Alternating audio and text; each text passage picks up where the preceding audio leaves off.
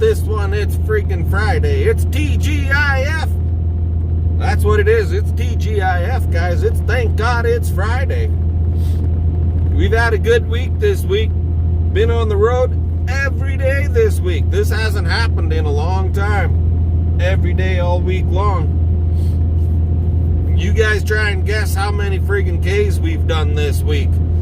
I'll make a video tomorrow and I'll let you all know how it panned out. But anyway, yep, she's Friday. We're loaded up. You guys saw that last night's video, maybe. Some of you have anyway. Some of you might be watching that video today. I don't know. It's almost 8 o'clock in the morning. We've been on the road for an hour and a half, heading on up to Saskatoon. Got to get things unloaded up there and then reloaded. And the original plan was to pick up that load in Saskatoon and take it right to site down in Gravelbourg, Saskatchewan, Canada. But plans have changed. The guys at the Gravelbourg site are not working today. This week they're only running 410s, and that's it. So nobody's on site, so I was told just to bring it back to the shop in Regina. So that's what we're doing. So yeah, that's what's going on. Anyway, guys, let's get our butts to Saskatoon and get this load unloaded and get reloaded with the other stuff. We'll bring you back then.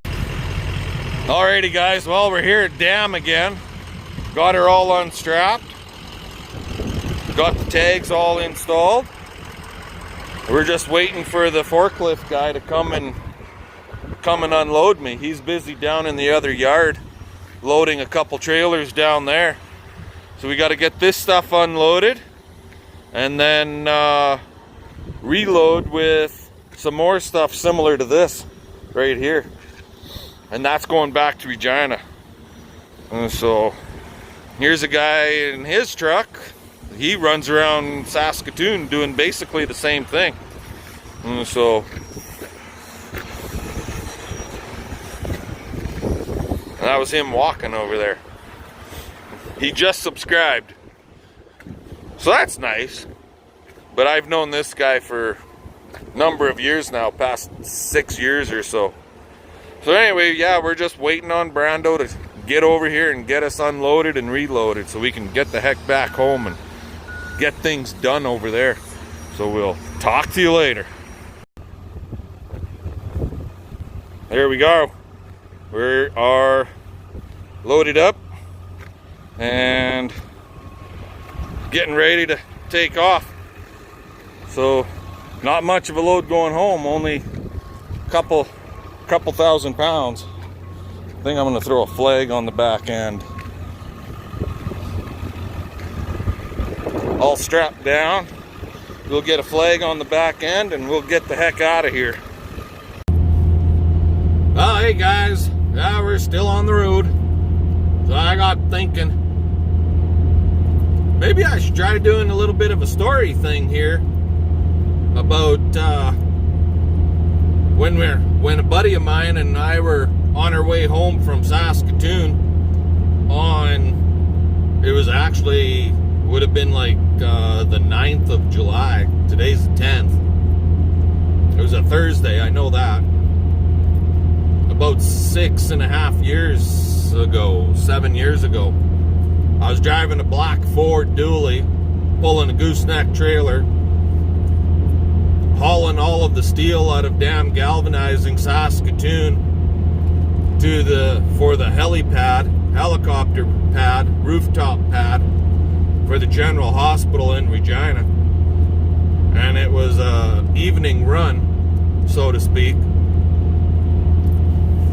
Anyway, we came out of this weekend, like right now, normally, on normal years, this highway would be just jam-packed with people traveling for Craven, Big Valley Jamboree.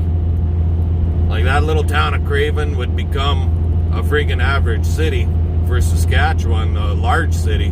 It would become like 50,000 people in that little valley.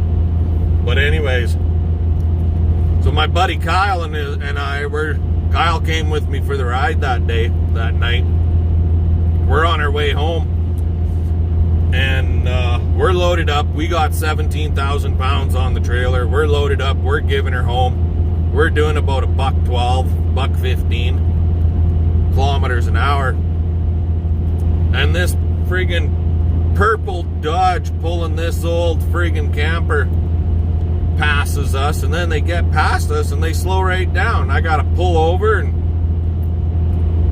I just keep the cruise on, and we pass them, and there's these 3 girls in there, and I said to Kyle, I said, they're going to Craven. Looked like they were having a good time in the truck. Anyways, I just keep the cruise on. We pass them. I get moved over when I get a chance into the driving lane. Pretty soon, here they come again. They passing us. And in their window, they got a friggin' piece of paper saying, nice truck. And yeah, that Ford I was driving, he was solid black everywhere except for the chrome stripe across the bottom. It was a nice truck, don't get me wrong. And that was a fun truck to drive, don't get me wrong. When it was running, okay? Had the old 6.4 twin turbo chipped out, so on and so forth. Anyways, this went on back and forth. They would pass me and then slow down, and I'd have to pass them, and so on and so forth, back and forth. And Kyle and I are joking around back and forth, and Kyle's kind of a joker, and I told him, tell you what, guy, drop your shorts and stick your ass out the window the next time we go to pass them. Well, lo and behold, Kyle friggin' does it. He drops his shorts and he sticks his ass out the window, and I slow right down and keep up the pace with him. We're just having a good time going down the highway, and his butt's sticking out the side window, passenger side window there. Then I pass them, and they're honking their horns at us and stuff, hooting and hollering. Well, pretty soon they pull up and they go to pass us, and here's 2 friggin' bare bums sticking out the windows of their trucks. How'd you like that one, guys? So we went back and forth, just passing each other, and Kyle and I had a good time coming home like that. So then we get to Regina. Well, them girls, they turned off. I don't know where they went. We finally get to Regina, and it's like 9:30, 10 o'clock at night. And the route I wanted to take to get to the General Hospital downtown Regina, well, of course, there's friggin' city construction and the streets were blocked, so I had to take Albert Street to get around. And again, it's Thursday evening and all the hot rodders are out. We get to a red light, and I got a little friggin' Fast and Furious car on the left side, and I've got a little Fast and Furious car on the right side. They're revving their engines and hot rodding, so to speak, and Kyle's bugging me, go do it, do it, do it. I can't friggin' put the foot into her. I said, I got friggin' the gooseneck trailer on and 17,000 pounds on that. He said, come on, I've seen this thing, you can do it. Let's blow him out of the water. Do it, do it. He's egging me on. I hit that button on the friggin' chip, and I friggin' pumped that sucker into performance mode. And when that light turned green, we hammered on her. Well, we blew them 2 boys out of the water. Then I caught some friggin' sand on the street, and the tires spun. And when I spun that sand out of there, we snapped the rear axle right in half. How about that one? Well, that was not a good thing to be doing, especially with 17,000 pounds on. Yeah, story time, boys. So anyways, we friggin' phoned 911, told them situation that we're broke down on Albert Street. We're got ourselves a friggin' big load of steel on for the General Hospital. And if they can get somebody out there to guide traffic around us, because we're right in the middle of the friggin' intersection now. We're blocking traffic. No word of a lie, after hanging up that phone, I bet you it wasn't 30 seconds. And there was friggin' cops all over the place. There was guys on foot, there was guys on pedal bikes, there was 3 cars there. It was friggin' ridiculous. I couldn't believe it. Somebody gets shot and you don't see that many cops. How's that sound? But we phoned up a tow truck. They wouldn't let me friggin' do something to the truck to get it out of there. We phoned up a tow truck. I got a phone call. I'll come back with the story after. Alrighty, so we're back. Anyway, where was I? Oh, yeah. So Kyle, my buddy Kyle and I, we make it to Regina. I think I told you guys this. Couldn't get to General on the road I wanted to. Broke the axle in the truck. Like literally sheared that sucker so straight. It didn't. Lots of times when a shaft will snap, it'll snap at an angle or you'll have a little bit of twisting motion. This thing, it looked like somebody cut it. It was that clean and that straight. Just crazy. But anyways, with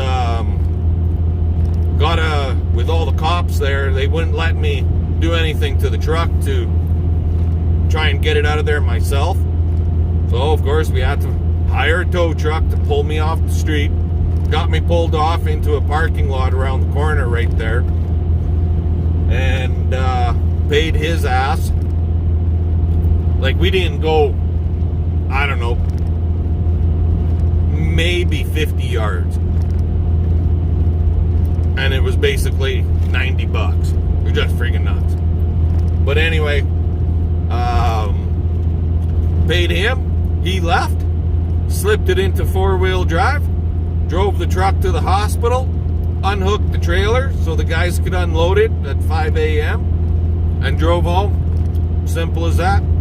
Got a new axle put in her that weekend actually. So, yep. So there's your story. What happened like 7 years ago on this weekend, 7 years ago with my black Ford 1-ton dually. So yeah, got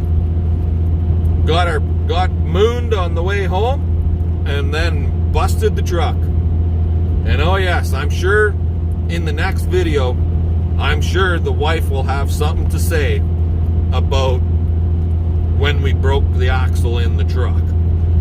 Because I phoned her and asked her to come out just in case we had issues. And she had to work the next morning. I did not. Anyways, we'll talk to you guys later.